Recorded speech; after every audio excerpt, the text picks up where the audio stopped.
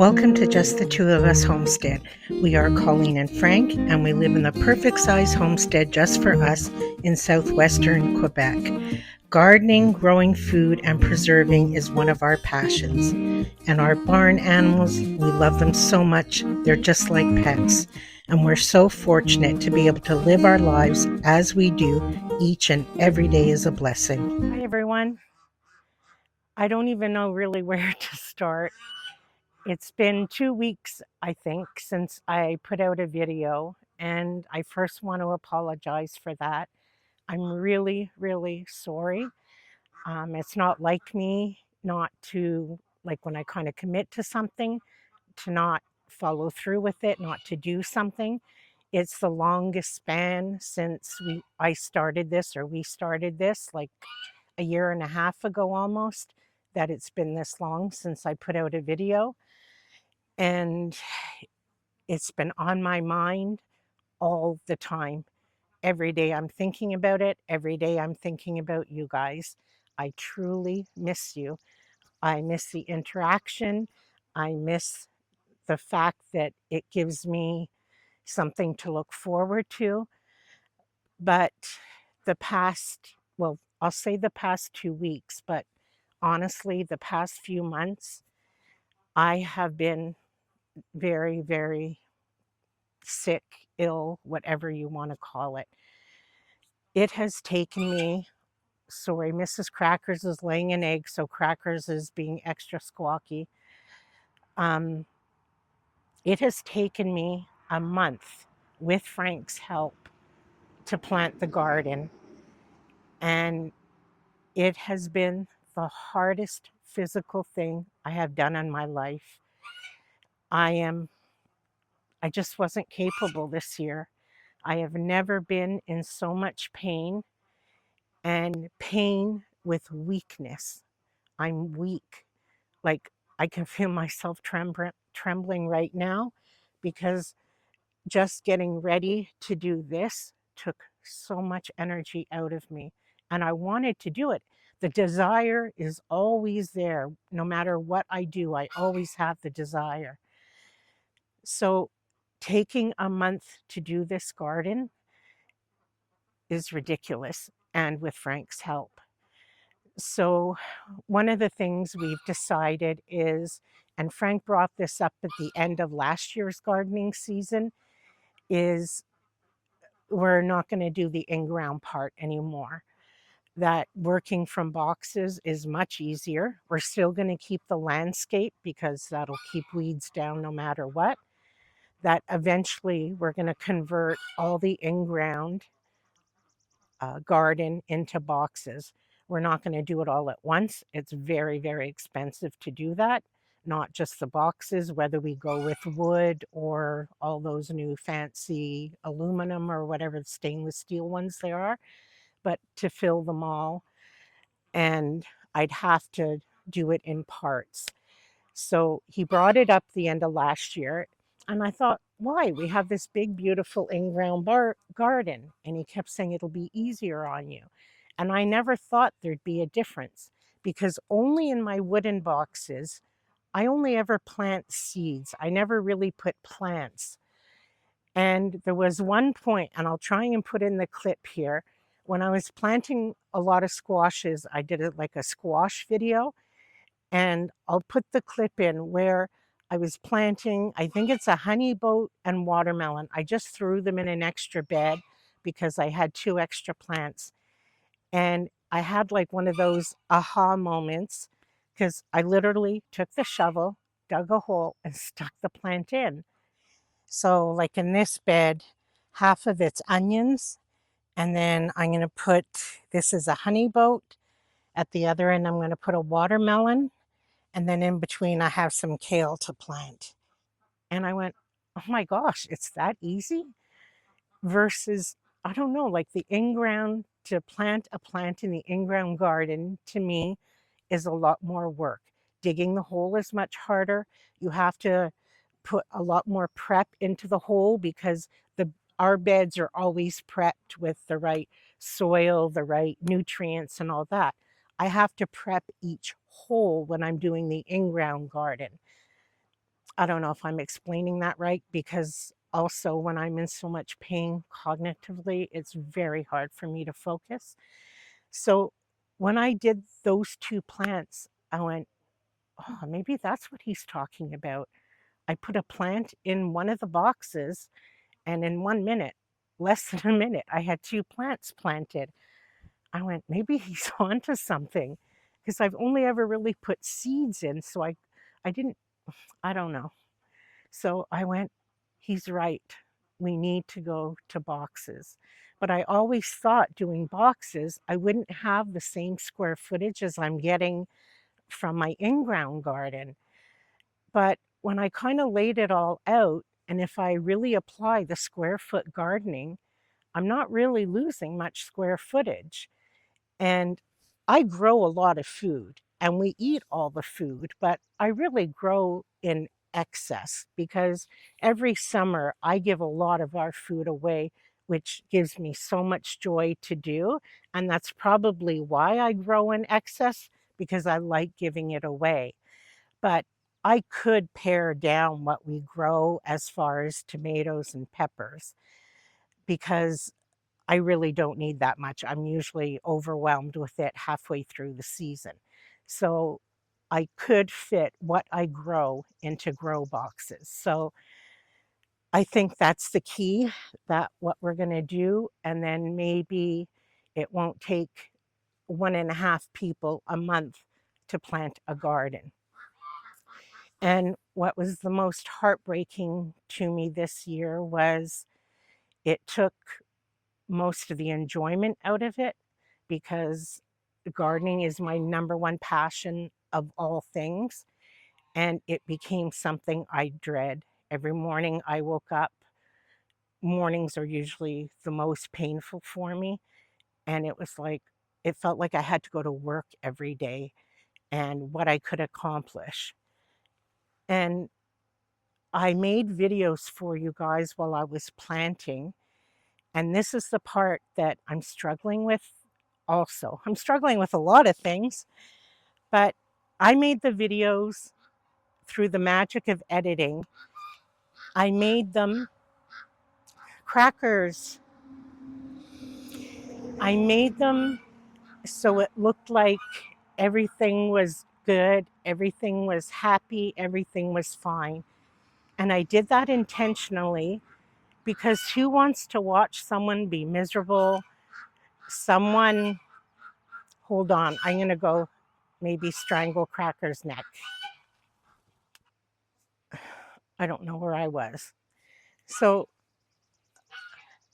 because I can stop and start the camera and stop and start when I garden, I could garden for half an hour, go inside, rest for 2 hours, come out and garden for 20 minutes. And I have this wonderful gift that I can put a smile on and make everything seem like there's nothing wrong with me, that I don't have a care in the world. And in a way, I'm mad that I did that, because I always said I wanted this channel for me to be very authentic with you guys. So I struggle with showing you what I'm really going through, but then who wants to watch someone be miserable and huff and puff and complain? And so I made it look like everything was fine and I was having fun. And part of me was like, if I really didn't want to, I didn't have to plant a garden. But it was that pull between wanting to be like happy and entertain you guys, but not really showing what I was going through. And that's not real. So, but like I said, who wants to watch someone be miserable? Like, so while I'm doing filming or gardening, whether the camera's on or not, this is what happens when I'm gardening. I'll garden for as long as I can, whether it's 20 minutes to an hour. Hours usually my max. I go inside, and because I'm a very dirty, messy gardener, I always have to take like a rinse off shower, because when I go in, I just don't sit. I have to lie down in my bed. So every time I go in, I rinse off, take off my clothes, get into like pajamas or a house coat or something, and lie down. Then I rest for a bit, put on my clothes again, come back out, do what I'm doing, repeat the same thing. Go inside, undress, shower. It's like this long, exhausting gardening day. It's hard. It's exhausting.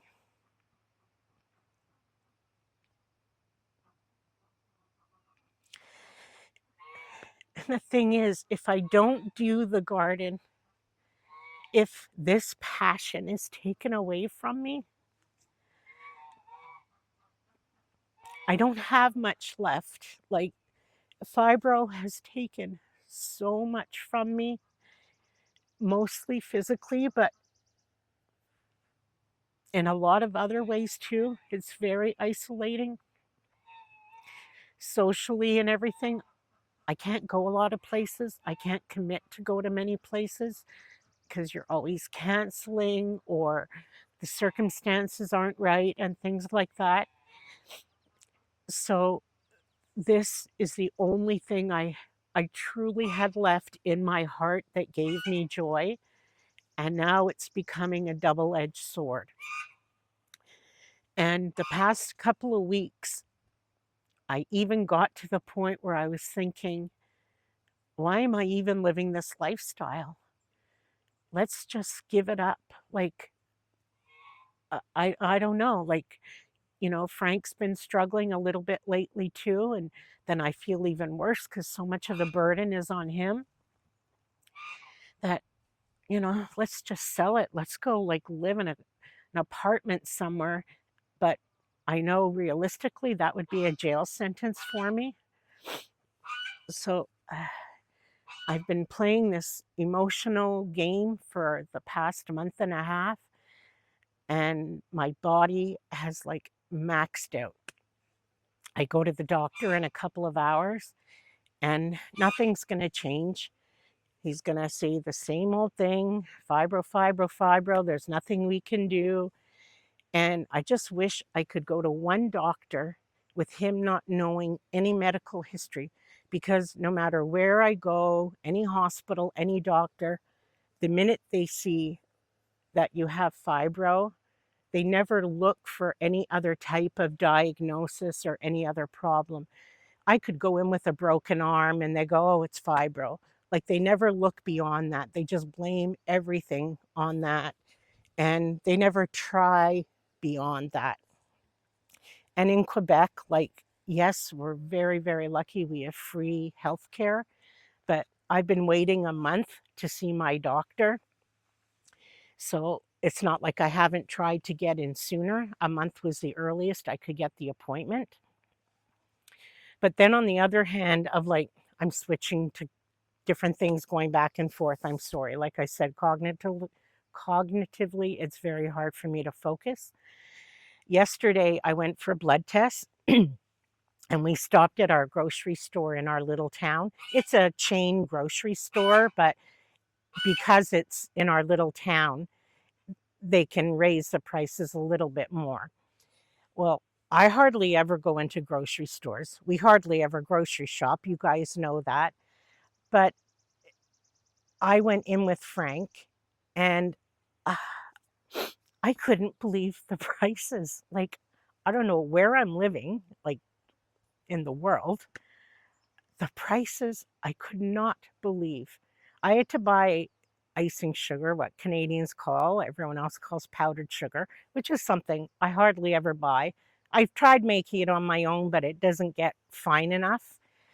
And for this tiny little bag, it was like $2.99, this little bag. Just certain things like that. So we walked up and down the aisles just pricing things, and I couldn't believe it. So then I thought, well, there's no way I'm not giving up gardening, because the prices of the food was ridiculous. Last week, we did go to Aldi. We've had 5, probably 6 days of constant rain and dark skies. This is the first day of sun in forever. So we took one of those rainy days, and went to New York. It was a perfect way for me to kind of rest my body too, going for a little car ride.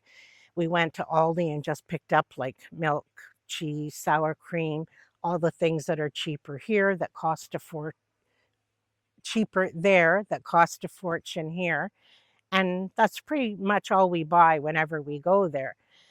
But when I went to our grocery store here, I couldn't believe the prices. So now I'm thinking I can't give up my garden because I don't know if we can afford to like eat. It is incredibly expensive. How families do it is beyond me. And then another thing, here I'm jumping to another category. I love doing YouTube. I love doing YouTube. I love you guys. I love challenging myself a bit. I've learned to edit. I've learned to do all these things all on my own. But since February, we have been eligible to be monetized. And I have over 100 videos. And since February, I could have been, okay, I was eligible to be monetized since February. And right now we have about, I think, 104, 105 videos. And as of right now, I haven't made 1 cent. And by no means do I mean my channel should be like, hundreds of thousands of subscribers and millions of views. I know it takes forever. And I know, there's a million homesteading channels and all that. My point is that because of my cognitive issues and I'm not very tech savvy, since February, I haven't been able to do something right with YouTube and AdSense. It's this thing that you have to do to earn money. I haven't been able to connect the two, and I've tried 9 times, and today I sent it off again, and each time they send it back and reject it. So every single time it takes 2 weeks each time. And when I get it back and they tell me it's not up to their guidelines or codes or whatever, it's just like another complete downer because I'm doing all this and I mean, it's fun to do and I want to do it, but it would be nice to like just have a little something, it's, like I've bought equipment, I've bought microphones, I've done all this. And it'd be just nice to have like a wee bit of like reward from it, I guess is what I'm trying to say, or it would give you more incentive to do it. So again, because of fibro or my non-tech brain, I can't figure this thing out for the life of me. And I don't know anybody that can help me with this. And Frank, he doesn't have fibro fog. He just doesn't know anything technically. So anyway, I didn't mean to this be a big downer video. I just wanted to explain to you what's been going on, and it just hasn't been good. And again, right now, I'm trying to smile and laugh and be all peppy for you guys, and I I can't. It's just hard. I would like to do a garden tour with you guys very soon. I just need to clean up a few things, and then hopefully the weather stays good and I can get that to you very soon. So I've missed you all so much, and thanks for hanging in there with me. And until we're together again, take care.